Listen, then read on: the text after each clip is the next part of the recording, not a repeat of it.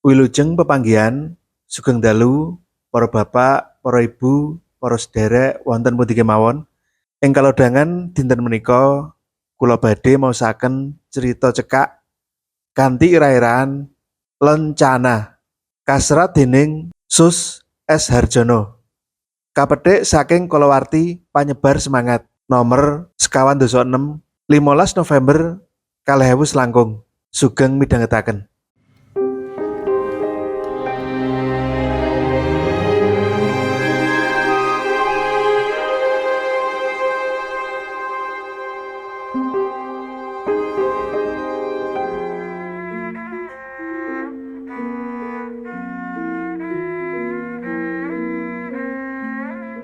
Mangsa ketiga dawa, hawane panas lebu kutha.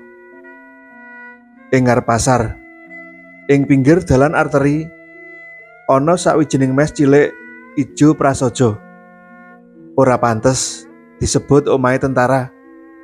Temboke padha mlethek-mlethek lan cete wis ora ijo seger. Balungan kayu-kayune padha gapuk dipangan rayap.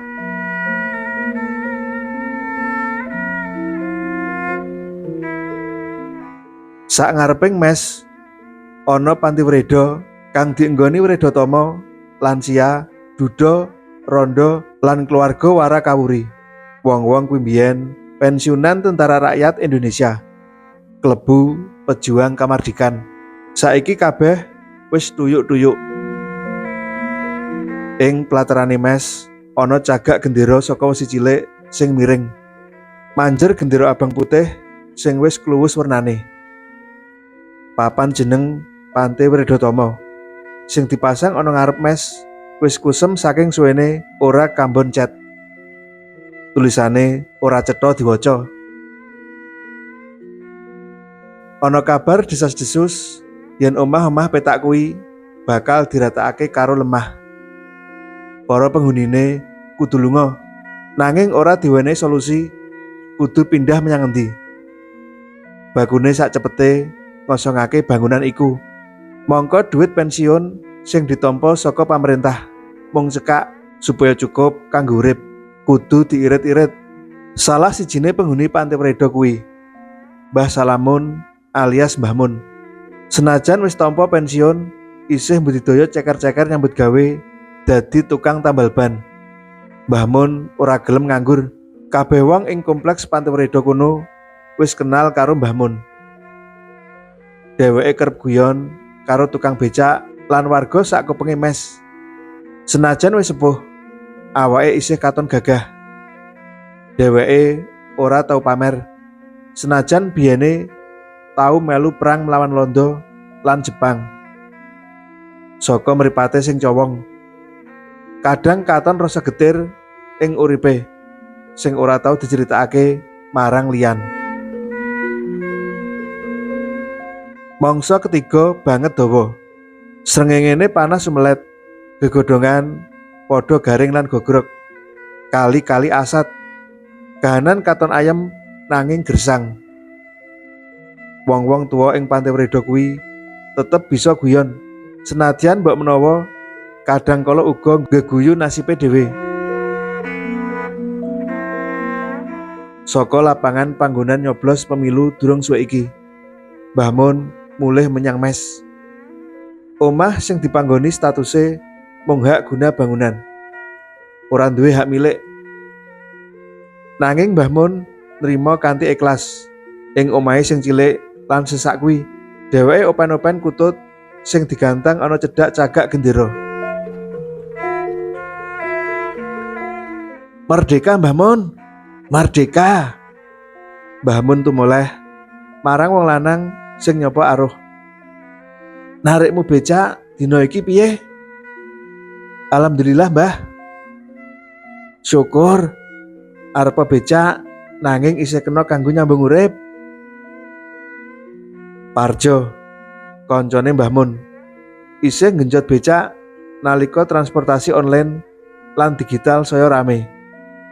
Wong-wong tuwa kuwi ngerti yen ora gelem nututi jaman, bakal kelangan panguripan. Tahun-tahun 1990 isih akeh tukang becak lan ojek mangkal ana ngarep mes. Apa maneh mes mau mapane ing ngarep pasar, ngepasi ndek-dekane bis saka luar kota. Nanging saiki gunggunge sesuda, sing genjot uga wis padha tuwa. Mbah Mun, aku sesuk nitip becak meneh ya. Parjo taren senajan kulinane uga ninggal becake ana mes kono. Aku sesuk arep mulih desa, Mbah. Loh, winginane lagek mulih, kok saiki mulih meneh? Ana apa, Jo? Ana sedulur sing mantu, Mbah. Ora penak yen ora teko. Parjo banjur nuntun becake menyang teras omahe Mbah Mun. Ing teras mau uga ana becak, gerobak uwuh lan rombong dagangan sing dititipake. Nalika Parjo pamitan, Mbah Mun isih ketungkul nambal ban ing ngarep pasar bunder. Oceh kutut nglambari pakaryane Mbah Mun saben dina. Tangane isih cukat nambal ban, banjur ngompo kanggo kompresor. Sakwise nampani opah, panyawange Mbah Mun sok nglangut menyang dalan dendles ing ngarepe. Dalan sing biyen dadi jalure tentara Walanda ngraboso kutha iki. Mbah Mun isih capet-capet kelingan jaman-jaman nalika kuwi. Nalika Walanda teka, kabeh lampu sentir kudu dipateni. Peluru-peluru pating plesat ing sak ndhuwure wuwungan. Wit-wit klapa sak kiwa tengene mes akeh sing tatu tembakan. Dadi seksi bisu ramening perang wektu semono. Mbah Mun unjal ambekan landung, uger kelingan kanca kancane sing gugur jroning peperangan kuwi. Lencana veteran pejuang pangaji haji saka pemerintah dipasang dadi siji karo gendera kesatuane ing poncote ruang tamu sing gubek. Dumadaan nom-noman bergas marani anggone delok-delok nyawang seto sing wis gedhe lan gagah.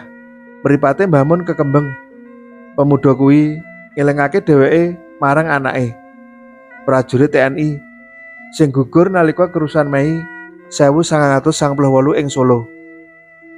Nalika semono ibune wis nyegah. "Leh, mbok aja lunga dhisik. Wong kahanan lagi rusuh kaya ngene." "Mboten saged, Bu. Kula tentara, kedah mituhu dawuh komandan. Nyuwun dongane mawon supados kula slamet ngayahi tugas menika."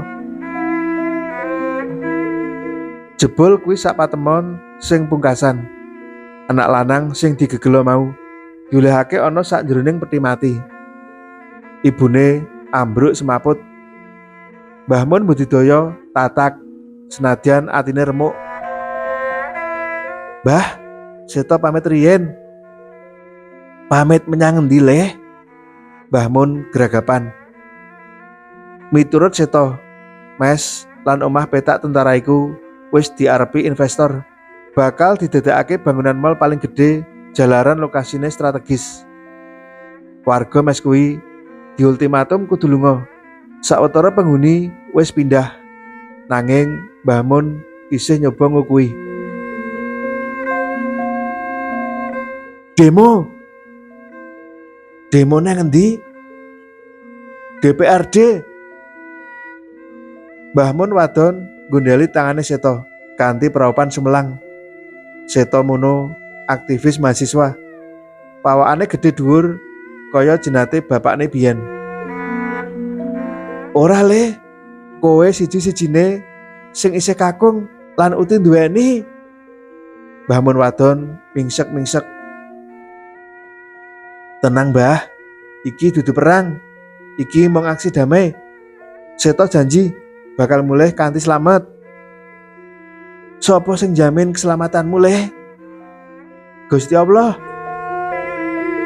Mbah Mun banjur nyopot lencana pangaji haji kuwi saka gendera kesatuan. Nuli dipasangake ana krah jas alma matere seto. "Muga-muga Gusti Allah tansah ngayomi kowe, Le." Kandhane karo ngekep putu tresnane kuwi. Wong tua loro iku mung bisa nyawang nalika Seta jumangkah metu saka pekarangan. Sak perlu berjuang, amrih Mas Veteran lan Panti Wreda kuwi ora digusur. Matur nuwun.